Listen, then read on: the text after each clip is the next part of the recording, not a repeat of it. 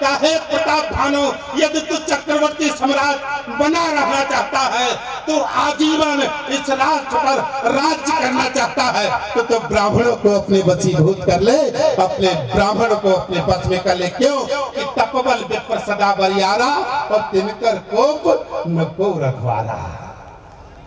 ब्राह्मण के लेकिन आज क्या हो गया हमारा, आज हम कहां जा रहे हैं, आज हमारी दिशा और दशा क्या हो गई है।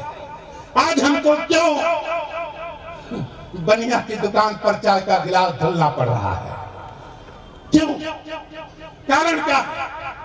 एक बात तो ध्यान रखो, हम ब्राह्मणों की ताकत पहले तो मान लो कि ब्राह्मण कभी याचक नहीं रहा, ब्राह्मण गरीब हो सकता है, ब्राह्मण सुदामा हो सकता है, पर ब्राह्मण दरिद्र नहीं हो सकता। ब्राह्मण गरीब होते हुए भी द्वारकाधीश से मित्रता बन रखता है। इसका कारण कि हमने अपनी संस्कृति को, अपने संस्कारों को कहीं कहीं छोड़ दिया।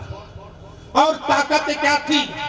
सबसे पहला, जब विपक्षियों को, समाज के विधर्मियों को जब इस देश में नारा देना हुआ, तो उनको सबसे पहला खटक अगर लगा तो इस तिलक से लगा। नारा दिया तिलक तराजू और तलवार। जानते हैं क्योंकि खतरा तिलक से मिला, तिलक जिधर होगी तराजू और तलवार उसी तरफ मुड़ जाएगी। इसलिए ध्यान रखना, इस तिलक को बरकरार रखना। ये तिलक हमारी श्री है, ये हमारी शक्ति है, ये हमारा सम्मान है, ये हमारा स्वाभिमान है। और ये हमारा जो यज्ञोपवीत, ये कोई, हम तो खैर मूछ की धारण करते हैं, हनुमान जी के उपासक हैं, कांधे मूछ जनेऊ साजे, लेकिन आप लोग सूत्र धारण करते हैं जिसे ब्रह्म सूत्र कहा जाता है।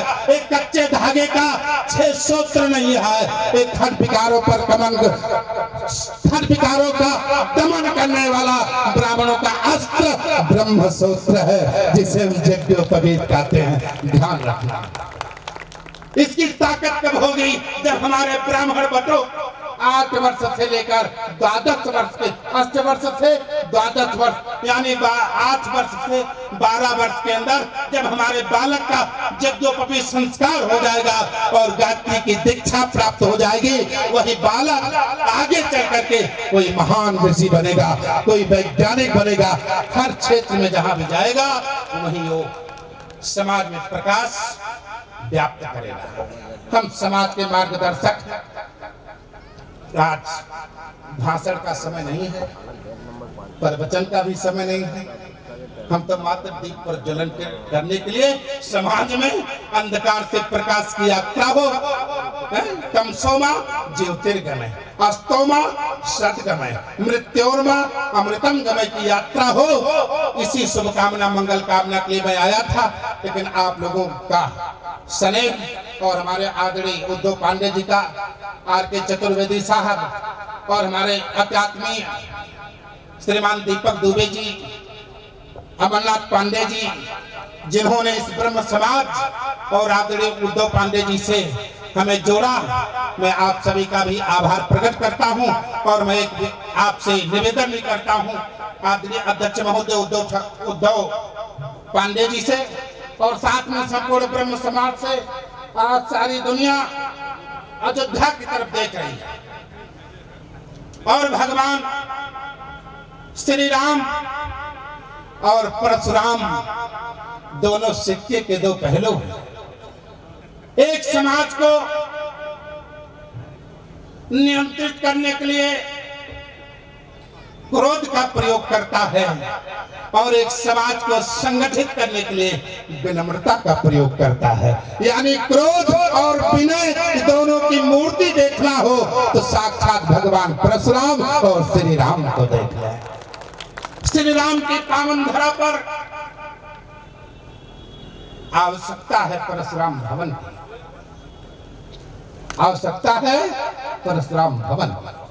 ब्रह्म समाज का भवन तो बाद में बनेगा, लेकिन अगर बनाना है तो भगवान परशुराम को, क्योंकि सबको तो श्रद्धांजलि दी जाती है, पर हमारे भगवान परशुराम आज भी चिरंजीवी हैं और उनको हम सभी लोग सादर समर्पित करेंगे।